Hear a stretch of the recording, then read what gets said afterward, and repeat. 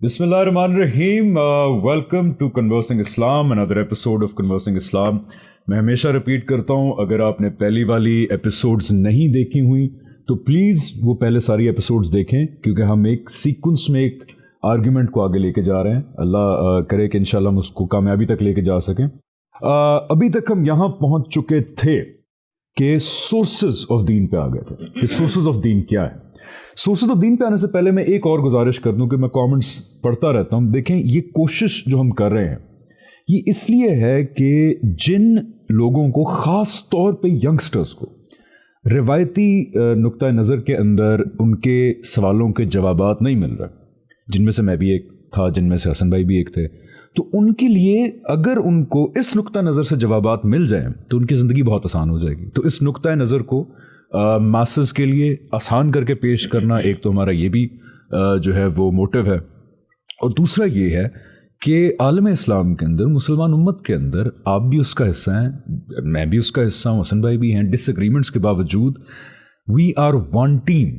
मुसलमान एक टीम है, हम एक घर हैं। तो अगर हम समझते हैं कि हमसे कहीं गलती हो रही है अल्लाह ताला के पैगाम को समझने में, तो आइए एटलीस्ट उस पर गौर तो करें, उस पर देखें। सही हो सकता है, मुमकिन है हम गलत हों, लेकिन इस चीज़ को सीरियसली अब हमें लेना पड़ेगा कि हमसे कहीं खुदा के पैगाम को समझने में गलती तो नहीं हो रही। बिकॉज अगर गलती हो रही है और उसको हम ठीक नहीं करेंगे, उस पर गौर नहीं करेंगे, तो नंबर वन, ये काबिल मुआखज़ा बात होगी क़यामत के दिन। एंड नंबर टू, इन गलतियों के साथ या इन मिस इंटरप्रिटेशंस के साथ नामुमकिन हो चुका है कि हम दुनिया को खुदा का पैगाम पहुँचाएँ। तो इसलिए it's very important for us to put our own house in order, ताकि हम दुनिया को खुदा का पैगाम पहुँचा के अपनी वो जिम्मेदारी निभा सकें जो मुसलमान उम्मत होने की हैसियत से हमारी वन एंड ओनली जिम्मेदारी है, कि दुनिया को खुदा के पैगाम की शहादत दें हम। इस सिलसिले में हम आ चुके थे यहाँ पे कि कुरान क्या है। और ये भी अर्ज़ कर दूँ, बहुत कॉमन फीडबैक आ रहा है कि जी सहाबा रज़ियल्लाहु अन्हुम से ज़्यादा बेहतर पता आपको कि क्या दीन है क्या नहीं है। हम उधर ही आ रहे हैं, सुन तो लें। ऐन मुमकिन है कि जिस तरह सहाबा ने कुरान समझा, जिस तरह सहाबा ने इस्लाम समझा, कहीं हम गलती तो नहीं कर रहे ये देखने में कि सहाबा ने कैसे समझा था। तो इसलिए प्लीज़ खुले दिल से सुने ज़रा। सो मेरे साथ एज यूजुअल हसन भाई मौजूद हैं। अस्सलाम वालेकुम हसन भाई। सॉरी मैं ज़रा ज़्यादा टाइम ले गया, लेकिन ये बड़े कॉमनली वो होते हैं, फीडबैक्स होते हैं। बिल्कुल, आप बात करें। अच्छा जी, हम पहुंच गए थे कुरान सोर्सेज पे है ना हम। तो नंबर वन, कुरान को हमने डिस्कस जहाँ तक किया, वहाँ तक अगर आप समराइज करना चाहें प्लीज़, तो 2-3 मिनट में करें, फिर मैं चाहता हूँ आगे बढ़े। ठीक, देखिए, ये शुरू में आपने बात की ना कि इस पूरे काम का मकसद क्या है, इसको बहुत हैमर करके हमें भी अपनी गुफ्तगू में, जिसको आप कहते हैं नोटिस में रखना चाहिए। हमारे यहाँ जो लोग दीन और मज़हब की तरफ मुतवज्जे होते हैं, आप अगर देखें उनकी दिलचस्पी की बहसें क्या होती हैं। यानी कोई शख्स अगर इस्लाम के करीब आया है तो आप उससे गुफ्तगू करें, या आप मुसलमान माशरे में चले जाएं और जो लोग इस्लाम पे खड़े हुए हैं उनकी ज़िंदगियों को ज़रा डिकोड करें, तो आप ये देखेंगे कि उनकी ज़िंदगियों में जो मजहबी बहसें हैं उनके मौज़ूआत क्या हैं। यानी वो बहसों के मौज़ूआत ये होंगे कि सैयदना अली की खिलाफत क्यों मौखर हुई, जंग जमल और जंग सिफ़ैन में कौन हक पे था, मुआविया और यजीद में किसने जो है ना वो सही इक़दाम किया था। तारीख़ी चीज़ों पे बहस, यानी तारीख़ी चीज़ें हैं। वाक़या फ़िदक क्या था, करबला का वाक़या क्या था, खालिद बिन वलीद और सैयदना उमर के इख्तलाफात क्या थे, आगे बढ़ते जाएँ इमाम अबू हनीफा के शागिर्दों के उनके मामलात क्या थे, सूफ़ी रिवायत क्या थी। हमारी पूरी जो मज़हब को देखने की ओरिएंटेशन है वो इन झमेलों में गुम हुई है, तारीख़ी झमेलों में, हिस्ट्री के अंदर। मैं पिछले दिनों एक साहिब से मेरी मुलाकात हुई और वो मज़हब के बारे में बहुत तशवीश में मुब्तला थे। तो उन्होंने मुझसे कहा कि मैं कुछ बहुत बड़े सवालात लेकर आना चाहता हूँ और उस पर बात करना चाहता हूँ। तो मैंने कहा ज़रूर आइए। उन्होंने जब बात की तो बात शुरू यहाँ से की कि आप ये बताइए कि जब सैयदना खालिद बिन वलीद ने सैयदना उमर को ये कहा था तो इससे तो ये साबित होता है। तो मैंने कहा कि आपने ये जो बात की है इसका मज़हब से क्या ताल्लुक? ये तो तारीख़ी हिस्ट्री है। यानी सैयदना खालिद बिन वलीद की एक बात आपको मालूम हुई, सैयदना उमर की बात एक किसी दूसरे को मालूम हुई, उसके अंदर कोई तनाज़ा पैदा हो गया, उस तनाज़े का दीन से क्या ताल्लुक है? उसका मेरी आखिरत की फलाह से क्या ताल्लुक? यानी जब हम ये कहते हैं कि हम खुदा का पैगाम लेने जा रहे हैं तो वो खुदा का पैगाम इसमें नहीं छुपा हुआ कि रसूलुल्लाह हाजिर हैं कि गायब हैं, या अपनी कब्र में सुनते हैं कि नहीं सुनते हैं। یا مثلا ان کو یا رسول اللہ کہا جا سکتا ہے کہ نہیں کہا جا سکتا، اس کا اس سے کوئی تعلق نہیں. ہمارے اکابر یا اسلاف معصوم تھے یا نہیں تھے. دین کا، مذہب کا ان بحثوں سے قطعاً کوئی سرے سے تعلق ہی نہیں ہے. لیکن آپ ہماری سوسائٹی میں جائیں، آپ مذہب کو دیکھیں گے تو وہاں یہ چیزیں زیر ہیں. تو ہم کیا کر رہے ہیں؟ ہم نے یہ کیا کہ ہم لوگوں کو، ان نوجوانوں کو جو اللہ کی طرف متوجہ ہوتے ہیں، جن کی فطرت پکار رہی کہ خالق ہے، ان کو یہ بتائیں کہ دیکھو خالق کی بات ان سورسز میں بیان ہوئی ہے. اس لیے ہماری بات اتنی اہمیت اختیار کر جاتی ہے کہ یہ پوری بحث لوگوں کو یہ بتانے کے لیے ہے کہ جب تمہاری منہ پہ مذہب کا نام آئے، جب تمہارے ذہن میں خدا کی بات جاننے کی خواہش پیدا ہو، تو یہ سورسز ہیں ان کی طرف رجوع کرو. ان میں ہم کہاں پہنچے تھے؟ قرآن. یہاں ایک قطع کلامی کر دوں، سیکوینس نہیں ٹوٹے گا آپ کی بات کا. یہ جو رویہ ہے نا کہ تاریخی فیکٹس یعنی کہ ہسٹری کی روشنی میں مذہب کو انٹرپریٹ کرنا، یہ جتنا ٹریجک ہے اتنا ہی ان مائی اوپینین نیچرل بھی ہے. کیونکہ دیکھیں ہمارا مسیحیت والا بیک گراؤنڈ نہیں ہے، ہمارا اسلامی بیک گراؤنڈ کے اندر اللہ تعالیٰ نے ہمیں ایک دم ایک بہت بڑی سلطنت دے دی. یعنی کہ آپ صلی اللہ علیہ وسلم کی دنیا سے رخصت ہونے کے ودن 50 ایئرز مسلمان تقریباً آدھی دنیا پہ اپنی ایمپائر بنا چکے تھے. اس کے اندر پھر قانون بھی وجود میں آیا، اس کے بعد پھر بڑے بڑے مارکے وجود میں آئے، بڑی بڑی شخصیات وجود میں آئیں. آج کل جو ڈرامہ سیریل ایتھرول چل رہا ہے، وہ جو پاکستانی پی ٹی وی پہ بھی چل رہا ہے، تو بڑی اچھی کاوش ہے، by the way it's a great serial. اس طرح کی اتنی ہسٹوریکل واقعات سے بھری پڑی ہے ہماری تاریخ کہ ہم نے اس ہسٹری کو مذہب کے ساتھ بالکل وہ کر دیا، کیا کہتے ہیں، فیوز کر دیا، گند گیا ہے. گند گیا ہے. اللہ تعالیٰ کا پیغام ہسٹری میں کہیں گم ہو گیا. اور ہسٹری کا تو عالم یہ ہے حسن بھائی کہ آج تک آپ یہ بھی نہیں طے کر پائے کہ 9/11 کس نے کیا تھا. دیکھیں آدھی دنیا سوچتی میں لادن نے، آدھی دنیا کہتی سی آئی ہے. ہسٹری کا تو یہ عالم ہے کہ کوئی ہسٹوریکل واقعہ ہو جائے اس کے اوپر کوئی ایک ٹروتھ سامنے نہیں آتا. اور یہ ماڈرن ڈے ہسٹری کی بات ہو رہی ہے، کجا کہ 1400 سال پہلے کی ہسٹری کو آپ سامنے رکھ لیں اور پھر کہیں کہ ہم اس میں خدا کا پیغام سمجھیں. بالکل ایسے. یعنی جو آپ نے جس طرف توجہ دلائی کہ ہماری جو مذہبی فکر ہے وہ اصل میں انہی چیزوں کے ساتھ گندھی ہوئی ہے. یہ سب بیگیج ساتھ لے کر آتی ہے وہ. یعنی ہم جب مولوی صاحب کے پاس جاتے ہیں کہ ہمیں دین پڑھائیں تو اس دین میں یہ چیز شامل ہوتی ہے کہ وہ بتائیں کہ طرح سے سیدنا عثمان اور سیدنا مثال کے طور پہ علی کے مابین کس معاملے میں اختلاف ہوا، خلافت کا انعقاد کیا تھا، اور تاریخی واقعات اور کربلا اور واقعہ فدق اور اہل بیت اور اطرت اور یہ ساری چیزیں یہ گند چکی ہیں. لیکن جب آپ کریٹیکل انالیسس کی بیس پر لوگوں کو یہ دعوت دیتے ہیں تو دعوت تو ہمیشہ اسی بات کی دی جائے گی نا جو خالص بات ہے.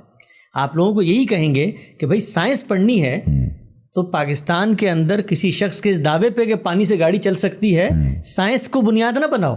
سائنس کی بنیادیں یا سائنس کی منہاج وہ بالکل الگ موجود ہے. تو ہم اسی کی دعوت دے رہے ہیں لوگوں کو کہ آؤ مذہب کو جاننا ہے تو مذہب کے سورسز کو دریافت. تو پہلا سورس کیا تھا؟ قرآن مجید. اب وہ سمرائز کرنا تاکہ پھر آگے بڑھیں. قرآن کے بارے میں ہم نے دیکھے 3 باتیں جانی تھی. قرآن کو جب ہم نے اطمینان ہو گیا کہ یہ رسول اللہ نے ہمیں دیا تھا، علمی طور پہ عقلی طور پہ کھولا، تو 3 باتیں یہ کتاب ہمیں پکار کے بتا رہی ہے. پہلی بات کہ یہ دین کی آخری کتاب ہے، پہلی کتاب نہیں. گویا دین کی پوری الہامی روایت وہ اس کے پس منظر میں کھڑی ہوئی ہے.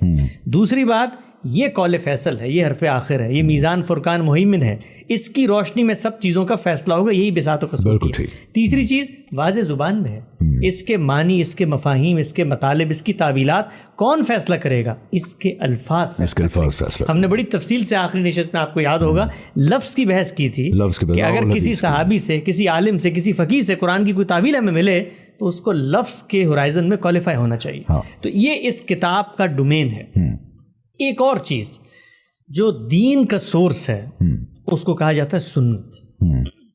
ہمارے عام طور پہ کیا ہوتا ہے کہ لوگ اپنے علم کو ٹرمینالوجیز میں چھپا لیتے ہیں، بھول جائیں اس ٹرمینالوجی کو. سنت یہ بڑی ویسے کنٹروورشل تو نہیں کہہ سکتے، بڑی ایک ہیٹڈ قسم کا ٹاپک آ گیا. So are we moving now to the second source? جی ہاں. اچھا، سیکنڈ سورس یعنی کہ ہم نے قرآن پہ جتنی ہو سکتی تھی ابھی تک بحث وہ مکمل کر لی ہے، اور ہم آ رہے ہیں سورس نمبر 2 جو کہا جاتا ہے وچ از، میں لکھ لیتا ہوں، سنہ/حدیث.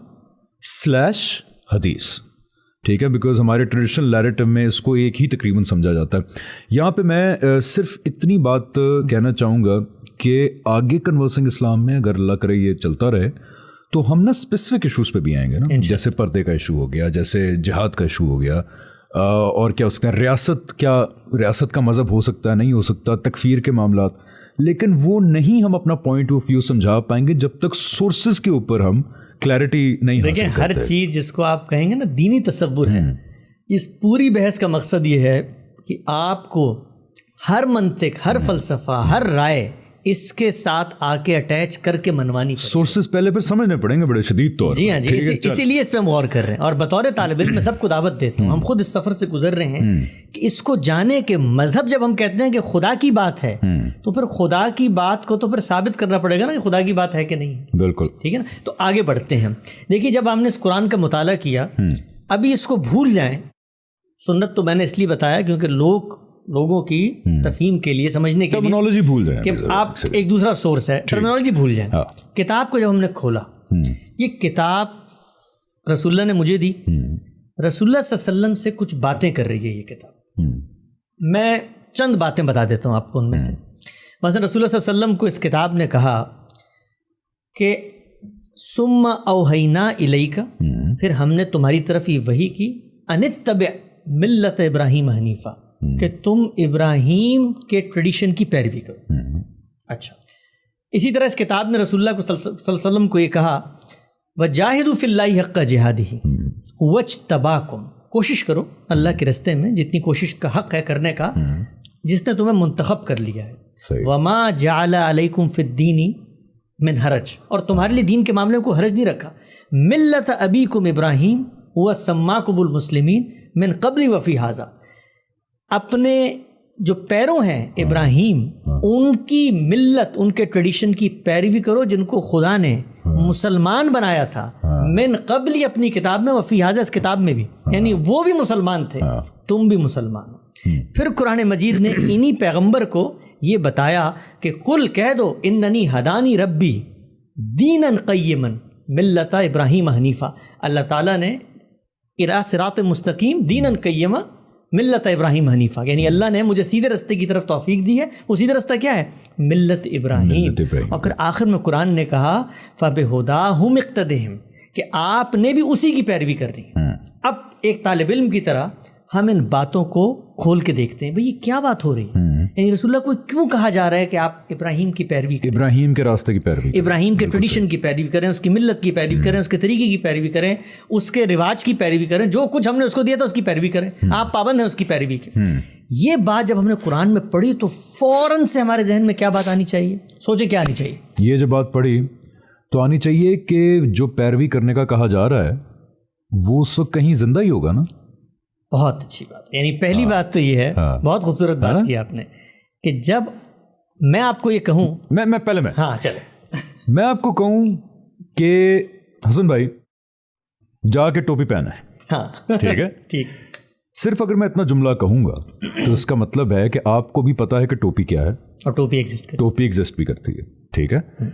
फॉर एग्जाम्पल, अगर टोपी ही ना एग्जिस्ट करती हो या टोपी पहनने का रिवाज ही ना हो दुनिया के अंदर, तो मैं आपसे क्या कहूंगा कि फिर डिफरेंट बात करूंगा ना। पहले तो आप बताएंगे कि पहले मैं कहूंगा हसन भाई, एक चीज होती है टोपी, नहीं, एक चीज होती है जो आपका सर ढांपती है, वो इस तरह की बनी होती है, उसको आप पकड़ें और अपने सर पे इस तरह पहन लेंगे यहाँ तक सर आपका छुप जाए, और उसका नाम आज से हम रखते हैं टोपी।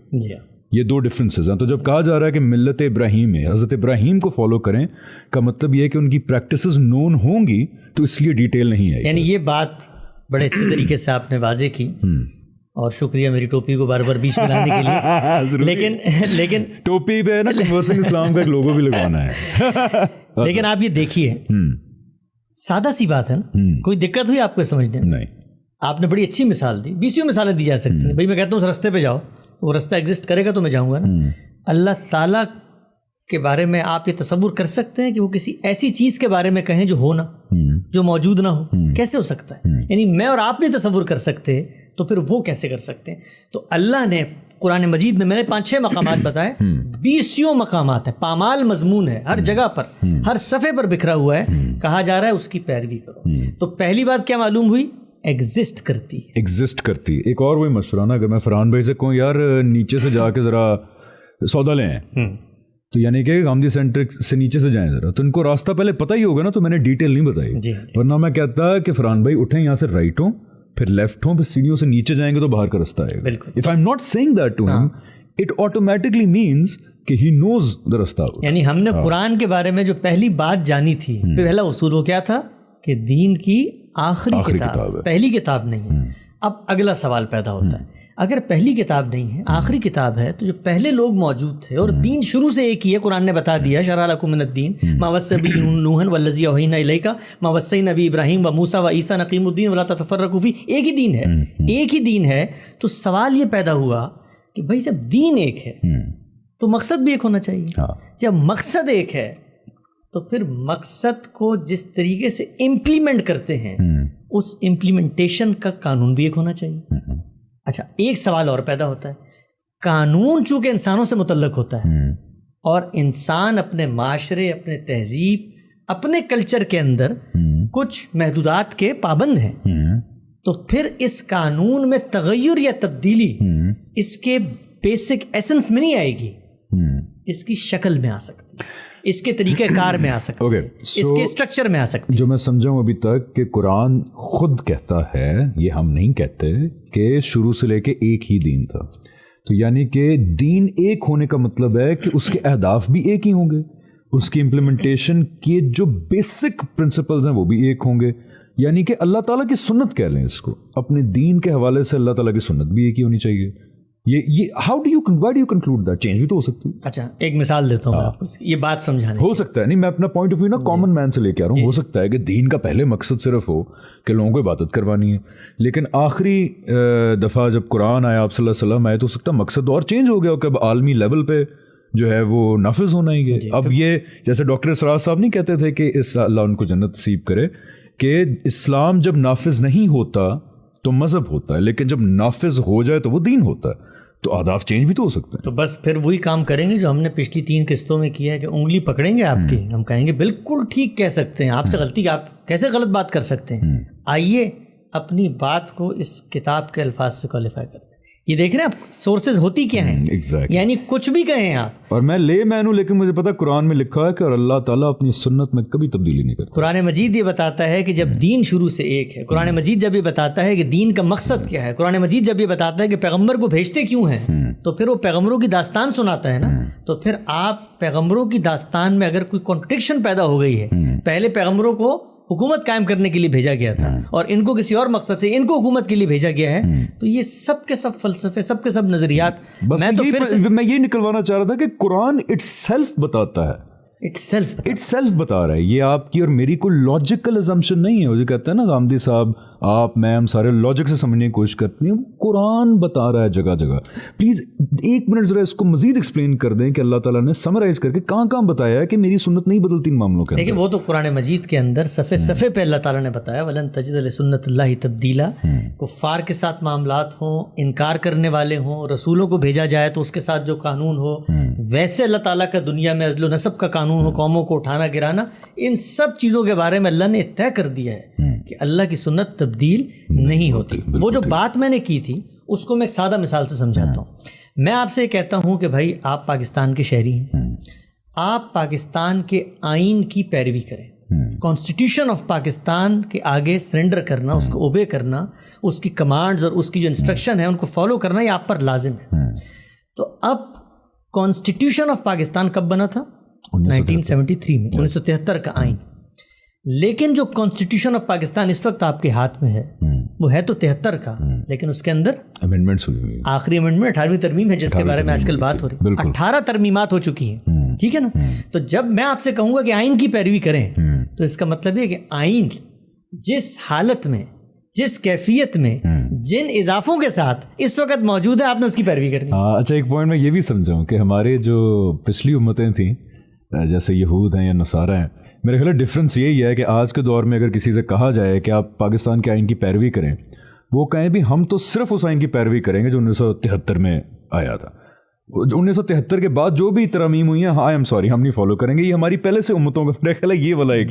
دیکھیں یہ اس میں پوائنٹ کیا ہے, اس میں پوائنٹ یہ ہے کہ جب دین نے یہ کہا کہ تم نے ابراہیم کے رستے کی پیروی کرنی ہے, ابراہیم کی ملت کو فالو کرنا ہے, اور دین شروع سے ایک ہے. اب جب دین ایک ہے تو دین کی جو پریکٹسز ہیں, پریکٹسز دیکھیں ہر دنیا میں ہر فلسفے کے 2 رخ ہوتے ہیں. ایک ہے تھیوری, ایک نان ٹینجیبل چیز, ایک ہے پریکٹیکل چیزیں, پریکٹس کی چیزیں. سوال یہ پیدا ہوتا ہے کہ جو پریکٹیکل چیزیں ہیں ان کو تو سوسائٹی پریکٹکس میں ہی دکھائے گی نا, روز کرے گی تو پریکٹیکل چیزیں بنے گی. زکوٰۃ دینی ہے, میں نے چیریٹی کرنی ہے, میں نے نماز پڑھنی ہے, میں نے حج کرنا ہے, میں نے عمرہ کرنا ہے. اب کیسے کرنا ہے وہ؟ یہ پریکٹیکل چیزیں ہیں نا. سوال یہ پیدا ہوا کہ یہ جو پریکٹیکل چیزیں ہیں, ان پریکٹیکل چیزوں کو انیشیٹ جیسے بھی ہوئی ہوں, لکھ کے ہوئی ہوں, بول کے ہوئی ہوں, آسمان سے آواز آئی ہو, جیسے بھی ہوئی ہوں, ایک دفعہ انیشیٹ ہو گئی اگر, اب وہ سوسائٹی کا مشترکہ کمبائن حافظہ ہے, کمبائن میموری ہے. کیوں؟ مثال دیتا ہوں میں آپ کو. میں نے نماز پڑھنا سیکھی, کیسے سیکھی؟ گھر سے سیکھی, ہم نے امی ابو کو دیکھ کے. امی ابو نے کہاں سیکھی؟ اپنے امی ابو کو دیکھ کے. بالکل. اچھا, امی ابو نے کوئی نماز خود سے گھر میں سیکھ لی تھی؟ مسجد پڑھی تھی, محلہ پڑھ رہا تھا, جمعہ ہوتا تھا, اور عیدین ہوتی تھی, پوری سوسائٹی پڑھ رہی. عملی چیزیں جو ہیں وہ سوسائٹی میں ایگزسٹ بھی کرتی ہیں. اب یہ سوال پیدا ہوا کہ یہ جو عملی چیزیں آلریڈی ایگزسٹ کرتی ہیں, میں اگر آپ کو یہ کہوں, آپ کو یہ بتاؤں کہ دیکھیں آپ نے دائیں ہاتھ گاڑی چلانی ہے, یہ قانون ہے, ٹھیک ہے نا, آپ سڑک پہ نکلتے ہیں اور آپ دیکھ رہے ہیں سب دائیں ہاتھ چلا رہے ہیں, تو آپ کے لیے یہ زیادہ بڑی دلیل ہوگی کہ سب دائیں چلا رہے ہیں, یا میرا کاغذ پہ لکھا ہوا کوئی انسٹرکشن بڑی دلیل ہوگی؟ ہاں نہیں, وہ زیادہ بڑی دلیل ہوگی کہ بھائی سب یہ وہی کام کر رہے ہیں نا. ٹھیک ہو گیا. بالکل. دین نے جب اپنی یہ ہدایات دیں, انبیاء کے ذریعے دیں, اس کے پریکٹیکل حصے کو لوگوں نے پریکٹس کرنا شروع کر دی, رائٹ. اب جب اگلا پیغمبر آیا تو آپ مجھے بتائیں اس اگلے پیغمبر کو کیا یہ کہنے کی ضرورت ہے کہ آؤ لوگوں میں تمہیں بتاتا ہوں کہ نماز کیا ہوتی ہے, کہ روزہ کیا ہوتا ہے, روزہ کیا ہوتا ہے, زکوٰۃ کیا ہوتی ہے. وہ پریکٹسز آلریڈی چلتی ہوئی آ رہی ہیں. اس لیے کہ جب آپ یہ کہیں گے کہ نماز کیا ہوتی ہے, آپ سمجھانا چاہیں گے, تو لوگ یہ کہیں گے کہ بھائی آپ نماز کے بارے میں مجھے سمجھا رہے ہیں, آپ ذرا خود غور کریں کہ ایک لفظ آپ بول رہے ہیں نماز, ٹرمینالوجی, مجھے پتہ ہے وہ کیا ہے, مجھے پتہ ہے وہ کیا ہے, تو یہ آپ سے تو انیشیٹ ہی نہیں ہوتی. اچھا ٹھیک. اور یہ بھی بائی دا وے ہم نہیں کہہ رہے, اچھا میں بائی دا وے ریمائنڈ اس لیے کرا رہا ہوں بار بار کہ لوگ یہ کہتے ہیں کہ اچھا جی یہ تو دیکھیں نا آپ نے خود سوچ لیا ہے بات. یہ قرآن کہتا ہے کہ اور نماز پڑھو اس طرح جس طرح اپنے سے پہلوں کو پڑھتا ہوا دیکھتے ہو, روزہ رکھو جیسے اپنے پہلے سے. آج رمضان آج کل چل رہا ہے, ہم ابھی افطار کر کے آئے ہیں. کیا کرتے ہیں ہم رمضان میں؟ کیا آیت پڑھتے ہیں؟ کتب علیکم الصیام کما کتب علی الذین من قبل, جیسے کہ تم سے پہلوں پہ فرض کیا. یہی معاملہ نماز کا ہے. ہم نے موسیٰ کو کہا اپنے گھروں کو قبلہ بنا لو, ہم نے نوح کو کہا نماز پڑھو. تو پریکٹسز جو ہیں وہ ایک ہیں, لیکن جیسے جیسے زمانہ بدلتا ہے, زمانہ بدلے گا, پیغمبر آئیں گے, پیغمبر کو ہدایت لے کر آئیں گے, وہ ہدایت ٹرانسفارم ہوگی نا, تو اس کے اندر, اس کو میں بالکل سادہ مثال سے کہتا ہوں, ایک سافٹ ویئر ہے آپ کے پاس, اس سافٹ ویئر کی جب اپڈیٹ آتی ہے تو سافٹ ویئر کا فنکشن تبدیل نہیں ہوتا, اورینٹیشن میں تھوڑا سا فرق ہے. تو ہوا کیا, یا کچھ نیا ایڈ ہو جاتا ہے یا کچھ نکال دیا جاتا ہے. ہوا کیا, رسول اللہ صلی اللہ علیہ وسلم کو جب ہم نے کہا کہ آپ دین کا تنہا سورس ہیں, کیوں؟ کیونکہ اللہ نے ان کو کہا کہ آج سے تم رسول ہو. بالکل. تو اب انہوں نے جو جاری پریکٹسز تھیں ان کے اندر کچھ ترمیمات بھی کی, کچھ اضافے بھی کیے, کچھ جو مردہ ہو گئی تھی ان کی تجدید بھی کی, ان کو زندہ بھی کیا. مثال دیتا ہوں میں آپ کو. نماز تو لوگ پہلے سے پڑھتے چلے آ رہے تھے. کیا پہلے لوگ نماز میں قرآن پڑھتے تھے؟ نہیں پڑھ سکتے. کیوں؟ قرآن تو نازل رسول اللہ پہ ہوا اس وقت. بالکل. تو جب قرآن رسول اللہ پہ نازل ہوا تو اس کا مطلب وہ قرآن نہیں پڑھتے تھے, کوئی اور دعا پڑھتے تھے. اس دعا کو قرآن کے آنے کے بعد پیغمبر نے ریپلیس کر دی قرآن کے اس کے ساتھ, قرآن کے ورسز کے ساتھ. اور یہ بالکل ایک نیچرل چیز ہے, ایسے ہی ہونا چاہیے. قبلہ بھی چینج ہوا, وہ بھی ایک مثال ہے. یعنی قبلہ پہلے وہاں پر تھا, اللہ تعالیٰ نے. یہ بھی ایک دلیل ہے نا کہ پہلے ہمارا جو قبلہ اول تھا وہ تو جروسلم میں تھا. نہیں, وہ ان کے لیے تھا, یہاں والوں کے لیے یہ والا تھا. یہاں والوں کے یہ والا تھا, لیکن پہلے ہم نے دین ابراہیمی کے لیے اس کی پیروی کی. پھر اگر وہ چینج کیا تو بتایا گیا قرآن کے اندر. نہیں, وہ تو یہی اسی قبلے پہ مسلمان پڑھ رہے تھے. وہاں بھی دیکھیں کیا ہوا, آپ نے سوال کر دیا تو بیچ میں اس کو مختصر جواب دیتا ہوں. ہوا کیا, بڑی خوبصورت چیز ہے جو اللہ تعالیٰ نے وہاں کی. ہوا یہ کہ مسلمان خانہ کعبہ کی طرف منہ کر کے نماز پڑھ رہے ہیں, ٹھیک ہے, رسول اللہ کے عہد میں پڑھ رہے ہیں, آپ سے پہلے پڑھ رہے ہیں, سب اسی طرف پڑھ رہے ہیں. بالکل صحیح. یہود اس طرف کر کے پڑھ رہے ہیں. اچھا, اب کیا ہوا, تو یہود نے ان سے یہ مطالبہ کیا کہ بھائی یہ جو قبلہ ہے تو قبلہ تو خدا کا وہ بھی ہے نا, تو تم اپنے قبلے کے اوپر نازاں ہو, فخر کرتے ہو, ہمارے قبلے کی پیروی نہیں کرتے. اللہ تعالیٰ نے یہ آزمانے کے لیے کہ یہ قوم کیا اس حمیت میں مبتلا ہے کہ ہمارا قبلہ, ہمارا ٹریڈیشن, ہماری پیغمبری, تو کیا کہا کہ آج سے منہ ادھر کے بجائے ادھر کر لو تاکہ ہم دیکھیں کہ ان میں سے کون پیروی کرتا ہے. کہ قبلہ کیا ہے. بھائی قبلہ تو اللہ کی مشیت کا اظہار ہے نا, اللہ کی منشا کا اظہار ہے, کس طرف جاتے ہیں. تو بات کہاں سے چل رہی تھی؟ بات یہاں سے چل رہی تھی, ہم نے کہا کچھ عملی چیزیں ہیں. اب عملی چیزوں کو عمل منتقل کرے گا کہ نہیں کرے گا. اچھا ایک چھوٹا سا نقطہ اور یہاں بیان کر رہے ہیں. جیسے ہم نے قرآن کے بارے میں کہا تھا نا کہ قطعی اور ایبسولوٹ ہے, کوئی دو رائے نہیں ہے اس کے بارے میں. کیوں؟ اس لیے کہ اس کے ساتھ اجماع, کنسنسس اور تواتر لفظی ہے. لوگوں نے قرآن کے لفظ لفظ کو پڑھا ہے, لکھا, یاد کیا ہے. بالکل. تو عمل کے ساتھ کیا ہوا کہ عمل بھی لوگوں کے فہم میں متفق علیہ ہے اور عمل میں متواتر ہے, کنٹینیوس ہے.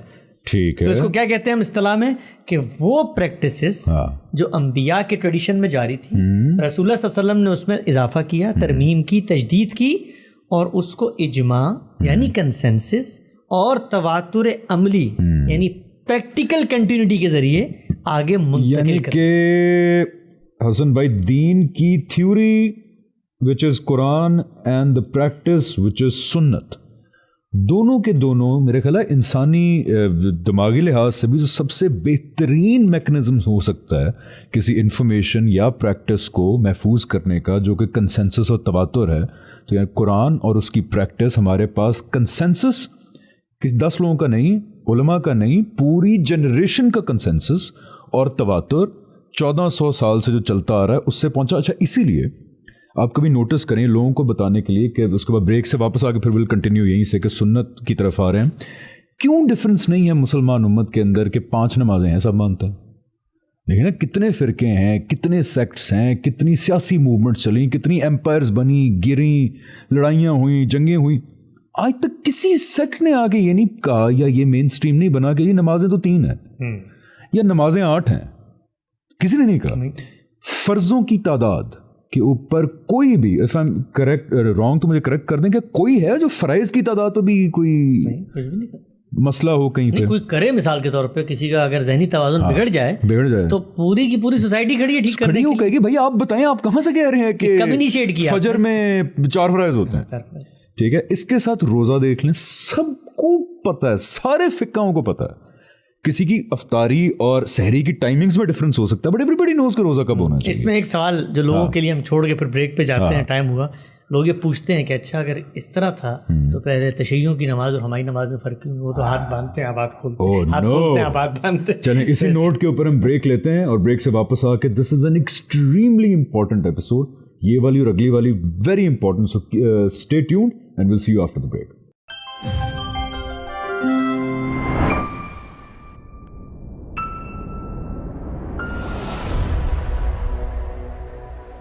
جی welcome back to conversing Islam. ہم سورسز پہ آ چکے ہیں اور سورسز کے اندر we've completed in summarized way Quran, اور اب ہم موو کر رہے ہیں اس بات کے اوپر کہ قرآن کے اندر جو دین بتایا گیا اس کی جو اپلیکیشن ہے فزیکلی, اس کی طرف ہم آ رہے ہیں. So without wasting further time please continue. Hassan بھائی یہ بڑی امپورٹنٹ ایکیڈیمک پوائنٹ ہے جس کو ہم ہٹ کر رہے ہیں. جی دیکھیں پھر سے جوڑ لیتے ہیں تاکہ لوگوں کے ذہن میں بات تازہ رہے کہ میں بطور ایک عام آدمی کے مذہب کے بارے میں جب غور کرتا ہوں تو مذہب نہ کسی تاریخی واقعے کا نام ہے, نہ کسی کے حق و باطل پہ ہونے کا نام ہے, نہ اس بات کا نام ہے کہ کس نے دروازے سے کس کو دھکا دیا تھا, نہ اس بات کا نام ہے کہ کس میدان میں کیا کون جیتا تھا. میں نے ابتدا میں آپ سے عرض کی تھا کہ مسلمانوں کے معاشرے میں جا کر ان کی مذہبی فکر کو اگر آپ ڈی کوڈ کریں تو آپ کو جو موضوعات ان میں دلچسپی کے نظر آئیں گے ان میں سے کسی ایک کا بھی مذہب سے کوئی تعلق نہیں.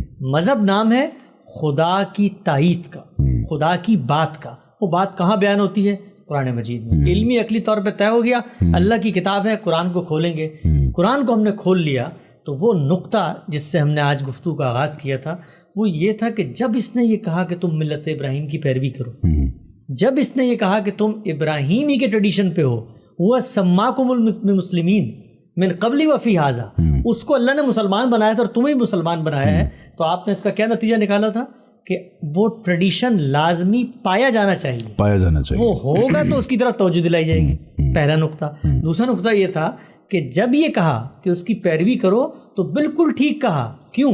اس لیے کہ اگر دین ایک ہے, خدا ایک ہے, اس کی سنت ایک ہے, اس کے پیغمبر ایک ہیں, تو پھر اس کا طریقہ کار, اس کے ورچوز, اس کا نصب العین، اس کا آدرش، وہ ریچولز، وہ فزیکل سمبولک پریکٹسز، وہ بھی ایک ہونی چاہیے. پھر ہم نے اس پہ تفصیل سے بات کی تھی کہ وہ ایک ہوں گی لیکن ان کے اندر تغیر بھی ہو سکتی ہے، تبدیلی بھی ہو سکتی ہے، امینڈمنٹ بھی ہو سکتی ہے. جس طرح ہم نے آئین کی مثال دی، آئین کی مثال 1973 کا ہی آئین ہے لیکن اس کے اندر امینڈمنٹس ہوئی ہیں. تو آپ کو جب کہا جائے گا کہ آئین کو مانو تو اس کا مطلب ہوگا کہ آئین جو اس وقت تمہارے ہاتھ میں اس کو مانو. تو ایک عام آدمی جب قرآن کو کھولتا ہے تو قرآن انگلی پکڑ کے اس کو توجہ دلاتا ہے کہ مذہب کی کچھ عملی پریکٹسز بھی ہیں. ان عملی پریکٹسز کو اس بات پر آتے ہیں اب کہ کیا قرآن کو لکھنا چاہیے تھا. تو ہم نے آپس میں اس پر گفتگو کر کے طے کیا تھا کہ اگر وہ لکھتا تو ہم سوال اٹھاتے. لوگ عام طور پر پوچھتے ہیں قرآن میں نماز کا کہاں ذکر، قرآن میں حج کا پورا طریقہ کہاں بیان ہوا ہے، قرآن میں کتنی زکوٰۃ دینی ہے، یہ تو کہیں لکھا ہوا ہی نہیں ہے. تو اب یہ بنیادی سوال پیدا ہو گیا نا کہ بھائی سورس ہے دین کا اور اس کے اندر تو یہ کانٹینٹ ہی نہیں، جس کی ایکسپلینیشن یہ دی جاتی ہے کہ وہ پایا جاتا ہے احادیث کے اندر. تو اب تک جو ہم نے بات کی، اگر کوئی آپ کو آ کر یہ کہے کہ نہیں ہے، آپ اس کو یہ کہنے کی پوزیشن میں ہوں گے کہ اگر ہوتا تو تب میرے لیے پرابلمٹک. اگر ہوتا طریقہ کار کا مطلب تھا یہ کوئی نئی چیز ہے، یا نئی چیز ہے یا بالکل ہی بھولی جا چکی، تاریخ کے پنوں میں وہ بالکل ہی گم ہو گئی کہ قرآن میں اللہ تعالیٰ کو دوبارہ انٹروڈیوس کرانا پڑا اس کو. اگر طریقہ کار مینشن ہوتا سے میں یہ کنکلوژن ڈرا کرتا. یہاں پر کوئی شخص یہ کہہ سکتا ہے کہ آپ نے کہا کہ دین کی جو عملی پریکٹسز ہیں، جو فزیکل پریکٹسز ہیں، ان کو تو سننا میں جاری کر دیا کیونکہ پورا معاشرہ کر رہا ہوتا ہے، وہ معاشرہ آگے ٹرانسفر کر رہا ہوتا ہے. تو کوئی شخص یہ کہہ سکتا ہے کہ بھائی مثلاً میراث کے احکام ہیں وہ بھی تو عملی ہیں، وہ بھی تو چل ہی رہے ہوں گے نا. یا مثلا کوئی شخص یہ کہتا ہے کہ قرآن مجید میں زنا کی سزا بیان ہوئی ہے یا چوری کی سزا بیان ہوئی ہے، وہ بھی تو عملی کام ہے. تو وہ وہاں سے آپ کیوں نہیں لیتے ٹریڈیشن سے؟ سوال پیدا ہوتا ہے کہ نہیں؟ تو دیں جواب اگر ہوتا ہے تو. نہیں تو لیجسلیشن ہے نا، وہ تو اچھی بات کی کہ وہ ایک ایسی چیز ہے، وہ ایک ایسی چیز ہے جو کبھی کبھی ہوتی ہے. یعنی کہ دن میں 5 وقت انسان زنا کر کے کوڑے مارے جاتے ہیں اس کو، کیا روز انسان کو چوری کر کے ہاتھ کاٹے جاتے ہیں. وہ کتاب کا حکم پہلے بھی کتاب کا حکم تھا، اس کتاب کے حکم کو ریپلیس کر دیا کتاب کے دوسرے حکم، اس حکم نے. یعنی کہ 1973 کے آئین کے اندر 18ویں ترمیم نے ریپلیس کر دیا جو اس سے پہلے والی چیز تھی. تو اس کو مسلمانوں کے ٹریڈیشن میں نہیں ہونا چاہیے، اس کو کتاب ہی میں ہونا چاہیے. کیوں؟ پہلے نہیں تھی نا، کیونکہ پہلے بھی کتاب کا حکم تھا، اب بھی کتاب کا، لیکن پہلے کتاب کا حکم ڈفرنٹ تھا. اگر وہ چینج ہوا ہے تو وہ نئے سرے سے اللہ تعالیٰ نئے سرے سے کتاب میں آنا چاہیے، اس کا عملی چیزوں سے کوئی تعلق نہیں. آگے بڑھاتے ہیں اس بات. لوگ یہ کہتے ہیں، یہ تصور گاندھی صاحب نے اپنی کتاب میں ایک جملہ لکھا کہ سنت کا مطلب کیا ہوتا ہے؟ طریقہ، رستہ. وہ رستہ پٹا ہوا، اس پہ لوگ بہت چل چکے ہیں، یہ اس کا لفظی معنی ہے. اصطلاح کے اندر ہم اس تعریف میں گئے کہ بھائی اللہ تعالیٰ رسول اللہ کو کہہ رہے ہیں کہ ابراہیم کی ٹریڈیشن کو فالو کرو، تو وہ طریقہ، وہ رستہ جو ابراہیم کا تھا. لوگ یہ سوال کرتے ہیں کہ بھائی یہ آپ کہاں سے لے کر آ گئے ابراہیم کی سنت کو یہاں پہ؟ دین تو رسول اللہ سے شروع ہوا، انہوں نے ہمیں سنت دی، یہ آپ کہاں پیچھے چلے گئے؟ یہ کس کی؟ نہیں، یہ بھی ہوتا ہے کہ نہیں ٹھیک ہے، دین ابراہیمی کی اصطلاح بھی ہمارے یہاں مشہور ہے، لیکن آپ صلی اللہ علیہ وسلم جب آئے تو پچھلی تمام چیزیں منسوخ ہو گئی. یعنی کہا یہ جاتا ہے کہ جیسے پہلے لوگ کچھ اور کام کرتے تھے اور اب کچھ اور کام کرتے ہیں، بہت بڑی غلط فہمی ہے. آپ قرآن مجید کو پڑھیں، قرآن مجید کہتا کیا ہے ان لوگوں کو؟ وَيْلٌ لِّلْمُصَلِّينَ، اللہ کی یعنی لعنت ہو حرم کے پروہت ان نمازیوں کے لیے. نمازیوں کے لیے حرم میں کیا کر رہے ہیں؟ وہ نماز پڑھ رہے ہیں، دکھاوے کی نماز. ایک اور بھی تو حدیث مبارکہ کے ہی ریکارڈ میں، ہسٹوریکل ریکارڈ میں ملتی ہے نا ایک روایت جہاں پہ ایک صحابی بعد میں جو بنے، انہوں نے آپ صلی اللہ علیہ وسلم کی بعثت سے پہلے کا واقعہ بیان کیا کہ میں وہاں گیا اور میں نے نماز پڑھی. وہ کیا تھی؟ 10 صحابہ ہیں. سیدنا ابو ذر کی روایت ہے کہ رسول اللہ پر ایمان لانے سے پہلے فجر بھی پڑھتے تھے، عشاء بھی پڑھتے تھے. خود رسول اللہ صلی اللہ علیہ وسلم نبوت سے پہلے حرم میں جاتے تھے، سب حرم کے اندر لوگ حج کرنے آتے تھے. یہ جو آپ سنتے ہیں قریش مکہ کیا کرتے تھے؟ حرم کے پروہت تھے نا، حج پہ جو لوگ آتے تھے ان کو پانی پلاتے. حرم بھی ایگزسٹ کرتا تھا، حج بھی ایگزسٹ کرتا تھا، نماز بھی ایگزسٹ کرتی تھی. لوگ عام طور پہ سمجھتے ہیں کہ وہاں جو لوگ تھے، میں ایک مثال کے طور پہ بتا رہا ہوں آپ کو، وہاں جو لوگ تھے وہ دین، خدا، رسول، انبیاء، پیغمبروں کی روایت اس سے بیگانت. ایسا بالکل نہیں تھا. ایسا ہی تھا جیسے آج اسلام کو مانتے ہوئے کوئی ایک فرقہ کسی غلط فہمی کا شکار ہو جاتا تو گویا وہ مسلمانوں کے آج بھی ہوتے ہیں نا، وہ ایک فرقہ تھے، یعنی وہ مسلمانوں اسی دین کا ایک فرقہ تھے جو اللہ تعالیٰ کہتے ہیں میں نے آدم علیہ السلام سے شروع کیا، تو اسی دین کا فرقہ ہے. مشرکین بھی، عیسائی بھی، یہود بھی، اسی ایک دین کا فرقہ. اچھا، لوگ عام طور پہ یہ بھی پوچھتے ہیں کہ بھئی یہ جو بات آپ کر رہے ہیں اس کو رسول اللہ سے شروع کیجئے نا. اگر لینی رسول اللہ سے ہے, ظاہری بات ہے ابراہیم علیہ السلام کا دور تو پری ہسٹورک دور ہے نا. میں تو وہاں جا نہیں سکتا ٹریڈیشن کو دیکھنے کے لیے, میں تو اپنے محلے کے امام کو فالو کروں گا جس نے 14 سال میں نماز کو مجھ تک پہنچایا ہے. تو آپ اس کو وہیں سے شروع کیجئے. وہاں سے ہم کیسے شروع کریں جب قرآن پیغمبر کو کہہ رہا ہے کہ تم پیچھے سے شروع کرو, پیچھے سے فالو کرتے ہوئے. اچھا, یعنی کہ یہ پوائنٹ تھوڑا سا امپورٹنٹ اس لیے کہ ہمارے ہاں تصور یہ آتا ہے نا, جو پڑھایا جاتا ہے کہ آپ صلی اللہ علیہ وسلم جب آئے تو پچھلی تمام چیزیں منسوخ ہو گئیں. ٹھیک ہے, اسی طرح لوگ ریشنل پیش کرتے ہیں نا, جب حضرت عیسیٰ آئے تو حضرت موسیٰ کی تمام چیزیں منسوخ ہو گئیں آپ حضرت عیسیٰ کے آنے کے بعد, آپ صلی اللہ علیہ وسلم کے آنے کے بعد. پتہ یہ لگا کہ ایسا نہیں ہے. آپ صلی اللہ علیہ وسلم اس تسلسل کی آخری کڑی ہیں rather than کہ starting something new. یعنی اس کو اگر یوں بیان کیا جائے کہ میں دین کہاں سے لوں گا, میرے لیے اتھارٹی کیا ہے, ایک شخص محمد رسول اللہ. یہ بات 100% ٹھیک ہے, لیکن محمد رسول اللہ دین کہاں سے لے رہے ہیں؟ وہ دین انیشیٹ کر رہے ہیں, دین ایجاد کر رہے ہیں, نیا دین بنا رہے ہیں. اس کی نفی خود محمد رسول اللہ اور یہ قرآن مجید کرتا ہے. بالکل صحیح. اچھا, ایک اور مثال دیتا ہوں. لوگ عام طور پہ مثالوں سے سمجھتے ہیں. ہم یہاں مغرب میں بیٹھے ہوئے ہیں, امریکہ میں ہیں اس وقت. آپ امریکہ میں کہیں بھی جائیں, آپ کو اگر چھینک آتی ہے, آپ کے منہ سے چھینک نکلے گی, اور جو اہل کتاب آپ کے قریب کھڑا ہوا ہوگا وہ آپ کو ایک کلمہ کہے گا, اس کا نام ہے بلیس یو.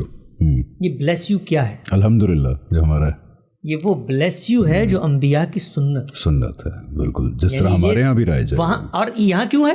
اس لیے کہ یہ انبیاء کے ماننے والے ہیں. یہ اسی مذہب کا ایک فرقہ بن چکے ہیں. عملی پریکٹس کا معاملہ یہ ہوتا ہے کہ یہ ان میں بھی جاری ہے. بریک سے پہلے ایک سوال آپ نے یہ کیا تھا کہ جب ہم یہ کہتے ہیں کہ نماز ٹریڈیشن نے منتقل کی, اجماع, کنسنسس اور پریکٹیکل کنٹینیوٹی سے ہم تک پہنچے, ہاں تو یہ پہنچی ہے, تو اس میں فرق کیسے؟ اہل تشیع تو ہاتھ چھوڑ کے پڑتے ہیں. ہاں یہ پوچھنا تھا. لوگ عام طور پہ کہتے ہیں جب آپ مذہب کی بحث کریں, ہم پوری بحث کو ان طلبہ کے لیے جو مذہب کی طرف آنا چاہتے ہیں ہیمر کر کے بار بار بتائیں گے کہ جب آپ کے سامنے یہ آرگومنٹ ہے نا, کس کو فالو کریں ہم. لوگ کہتے ہیں نا اسلام کو تو ہم مان لیں, بھائی کس کا اسلام مانے؟ شیعوں کا مانے, سنیوں کا مانے, اہل حدیثوں کا مانے, حنبلی, شافعی, مالکی, کس کا مانے؟ تو ہم ان کو یہ کہتے ہیں کہ آپ بتائیے کہ پرابلم کیا ہے آپ کو اسلام میں. تو وہ مثال پیش کرتے ہیں کہ بھئی آپ دیکھیں نماز ہی مختلف ہے. کیا مختلف ہے نماز؟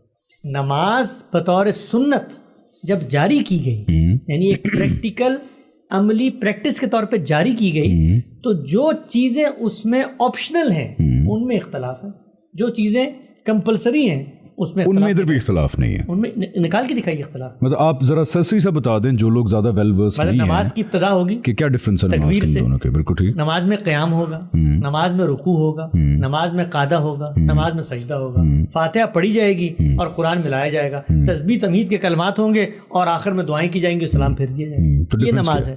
اس کے اندر آپشنز کیا ہیں؟ مثلا ڈفرنس, کوئی شخص ہاتھ کھول کے نماز پڑھتا ہے یا ہاتھ باندھ کے نماز پڑھتا ہے, اس کا اس نماز کا جو کمپلسری حصہ ہے اس سے کوئی تعلق نہیں. اس کا تعلق انسان کی سعادت سے ہے کہ جب وہ کھڑا ہو تو کھڑا ہونے کے بعد اس کے لیے کون سا سمبل زیادہ مؤدب ہونے کی نشان. کوئی کھول کے کھڑا ہو جاتا ہے, کوئی بند کر کے. یعنی کہ اس یہاں پہ اختلاف کے اندر بھی جو فنڈامنٹل ہے اس کے اندر کوئی اختلاف نہیں. یعنی یہ اختلاف روا رکھا گیا تاکہ انسان اپنی طبیعت, اپنے مزاج, اپنے ذوق سے کام کرے. اسی طرح لوگ کہتے ہیں بھی نماز کے اذکار میں اختلاف ہے. لوگ اتحیات میں بیٹھتے ہیں, کوئی کچھ پڑھتا ہے, کوئی کچھ پڑھتا ہے, اور جو پڑھتا ہے وہ رسول اللہ سے ثابت کرتا ہے. ہم نے تو یہ سنا ہے جب رسول اللہ سے آپ نے 5 باتیں ثابت کر دی, اس کا مطلب کیا ہے؟ کہ وہ کمپلسری اس کے اندر نہیں ہے. اس کا مطلب یہ کہ جب آپ نے 5 آپشن دے دیے, ایک چیز کمپلسری ہے ہی نہیں. جو چیز کمپلسری ہے وہ کیا ہے؟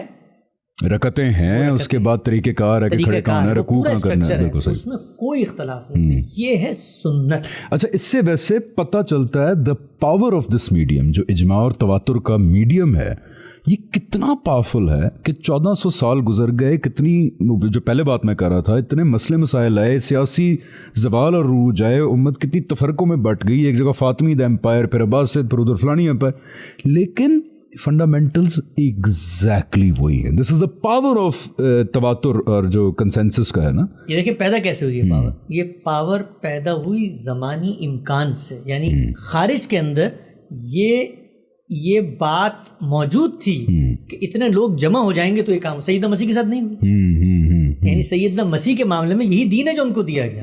ابھی آپ نے ایک بات کی تھی کہ لوگ کہتے ہیں کہ وہ آئے تو پچھلی منسوخ ہو گئی. ان کے تو خطبات شروع یہیں سے ہوتے ہیں کہ میں منسوخ کرنے نہیں آیا تورات. ایگزیکٹلی, بالکل بھائی میں تورات کو زندہ کرنے آیا ہوں, اس کو زندہ کرنے آیا ہوں, اس کو ریوائیو کرنے آیا ہوں. بالکل ٹھیک ہے, اوکے. سو ہم یہاں تک پہنچ گئے نا کہ تواتر کنسنسس, ٹھیک ہے, یعنی ضروری ہے, اور اس کا تواتر ضروری ہے جنریشن در جنریشن.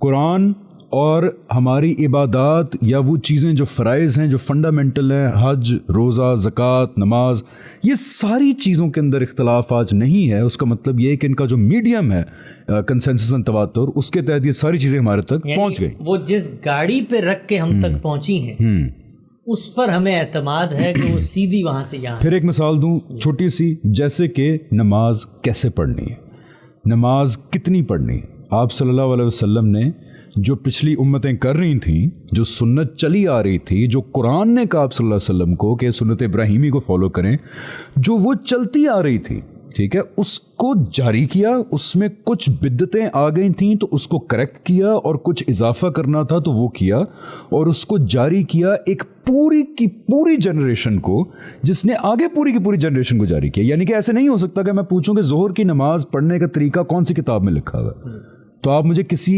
حدیث مبارکہ کی کتاب سے نہیں بتا سکتے. کسی کیا کہتے ہیں اس کو, جو روایت ہسٹوریکل آثار ہوتے ہیں اس میں سے بھی نہیں بتا سکتے. یہ پتہ کہاں چلے گا؟ پریکٹس سے پتہ چلے گا. اور کچھ فقہ کی کتابوں میں بھی اس کو کمپائل کیا گیا اس طریقے کا. فقہ کی کتاب کیا کرتی ہے؟ فقہ کی کتاب جو کچھ معاشرے میں ہو رہا ہے اس کو, ظاہری بات ہے انسان کر رہے ہیں نا, تو کچھ انسان اس کا ہسٹوریکل ریکارڈ بھی مرتب کر رہے ہیں. یعنی جو کچھ معاشرے, ہم وہاں سے جا کر لے نہیں رہے, ہم وہاں سے جا کر یہ دیکھنے کی کوشش کر رہے ہیں کہ کیا یہ اسی طریقے سے کنسسٹنٹلی پیچھے جاتا ہے یا پیچھے نہیں جاتا. ٹھیک ہے, وہ ایک پہلو یہاں پر اور میں بتا دوں. لوگ عام طور پہ, آپ کو یاد ہوگا کہ پہلی قسط میں جب ہم نے اس کا آغاز کیا تھا, میں نے کہا تھا کہ اکیڈمک رویہ پیدا ہونا چاہیے. وہ لوگ جو مذہب پر تنقید کرنا چاہتے ہیں یا مذہب کو قبول کرنا چاہتے ہیں, دونوں کے اندر تجزیاتی صلاحیت, کریٹیکل انالیسس کا رویہ پیدا. لوگ یہ پوچھیں گے کہ جو آپ نے پوری گفتگو کی ابھی, یہ آپ ہی کو پتہ چلی آج, وہی سوال جو آپ ہر نشست میں کرتے ہیں. یہ تو ہر چیز کے اوپر یہ سوال ہوتا نا کہ یہ آپ کو پتہ چلا جا کے, تو اس پہ کیا کہیں گے؟ تو میں اس پہ یہ کہوں گا ان سے کہ دیکھیں, علم کا جو ٹریڈیشن ہے, جو میں نے پہلی گفتگو میں کہا تھا, اس ٹریڈیشن کے ساتھ ہمارا تعلق بہت کمزور ہو چکا ہے. ہم ابتدا سے دیکھیں امام شافعی سے کہ وہ ان عملی پریکٹسز کو کیسے ڈیفائن کریں.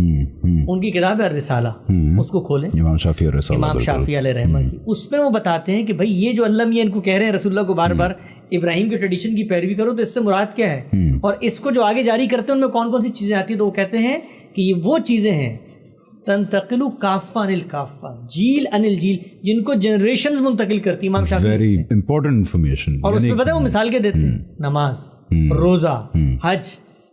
آگے چلیں, آپ ابن عبد البر کو پڑھیں, بہت مشہور عالم دین. وہ اپنی کتاب جامع بیان العلم میں بات بیان کرتے ہیں, بلکہ وہ تفریق کر کے بیان کرتے ہیں کہ بھائی یہ جنریشنز کا علم ہے, بلکہ وہ اس سے ایک آگے کی بات بھی کرتے ہیں جس کو ہم کرٹیسائز کرتے ہیں. وہ کہتے ہیں کہ یہ جو جنریشن کا علم ہے نا, اس کی کسی نے مخالفت کی تو اس کو گردن اتار دیں گے. گردن اتارنے کا بہت شوق ہے. نہیں, اس لیے کہ وہ دین سے انحراف کر رہا ہے نا, اس نے دین چھوڑ دیا ایک طریقے سے. اسی طرح آگے بڑھیں, تفاسیر کا ذخیرہ پڑھیں. آپ ابو بکر جساس کو دیکھیں, فقہا کو دیکھیں, آپ تبری کو دیکھیں, آپ آلوسی کو دیکھیں, کہیں نہیں دیکھ سکتے, اردو زبانی جانتے ہیں تو شاہ ولی اللہ علیہ رحمہ کی حجت اللہ بالغہ کا چھٹا باب پڑھ لیں. وہ بتاتے ہیں کہ ملت ابراہیم کی پیروی سے کیا مراد. Very good. یہی وہ علم کا ٹریڈیشن ہے. آپ کو یاد ہوگا کہ پہلی قسط میں نے بہت زور دے کر کہا تھا کہ لوگ, آپ نے مجھ سے پوچھا نا کہ آپ گاندھی صاحب کی طرف آپ کا التفات کیسے ہوا, تو میں نے کہا اس لیے کہ وہ جو علم کا ٹریڈیشن ہے وہ اس میں کھڑے ہوئے ہیں. بالکل صحیح. ماضی سے واقف ہوں گے تو پھر آپ کے لیے جملہ کوئی پرابلم. خلاصہ کر دیتے ہیں گفتگو کا.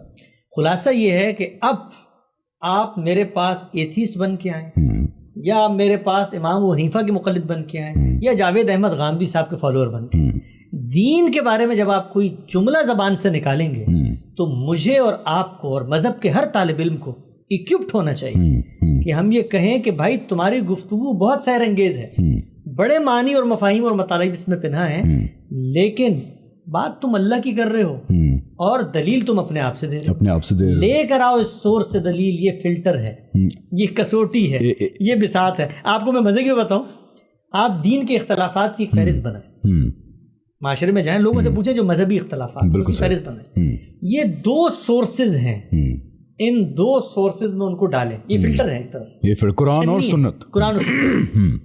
اور لوگ عام طور پہ کہتے ہیں کہ صرف قرآن. بھائی صرف قرآن نہیں, صرف رسول اللہ. یار ختم کرتے ہیں, صرف رسول اللہ. بس آج کے ایپیسوڈ ختم کرتے ہیں کہ ہم یہ صرف رسول اللہ صلی اللہ علیہ وآلہ وسلم وہ ہیں جو بتائیں گے دین کیا ہے. ورنہ میں تو زیادہ توجہ سے بات کس کی سنوں گا؟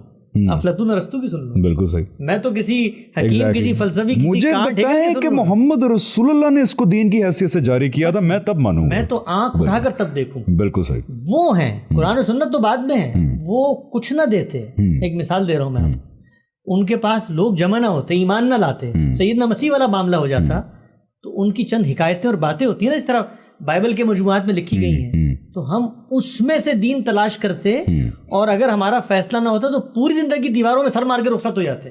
ہم کہتے ہیں ہمیں نہیں پتا دین کیا ہے, ہمیں اختلاف کا فیصلہ کرنے والی کتاب نہیں ہے ہمارے ہاتھ میں. لیکن اللہ کے رسول نے کیا یہ معاملہ کیا؟ کیوں نہیں کیا؟ اس لیے کہ علم کے جس دور میں وہ آئے ہیں, لوگ یہ سوال پوچھتے ہیں نا, نبوت اور رسالت کیوں ختم ہوگی بھائی؟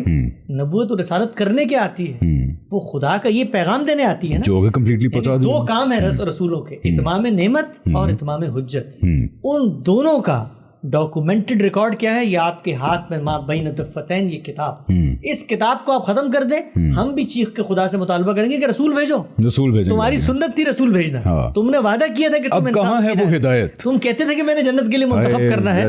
تو جب تک یہ نہیں ہوگا تو خلاصہ کلام یہ ہے آج کی گفتگو کا کہ مذہب کے بارے میں ہر طالب علم کو مستحضر رہنا چاہیے, یاد رہنا چاہیے کہ کوئی عالم, کوئی فلسفی, کوئی حکیم, کوئی ابن قیم, کوئی مولانا مودودی, کوئی امام ابو حنیفہ, کوئی جاوید احمد غامدی بات کریں گے تو ہم ایز اے طالب علم ان سے یہ مطالبہ کریں گے کہ آپ کی بات سر آنکھوں پہ قرآن اور سنت سے اس کی دلیل لائیں, ورنہ آپ کی بات اور کانٹ اور ہیگر اور افلاطون اور ارسطو کی بات میں کوئی فرق نہیں ہے. Very nicely summarised. I think کہ ہمیں یہاں پہ ہی آج کنکلوڈ کرنا چاہیے before we move on to the حدیث پارٹ.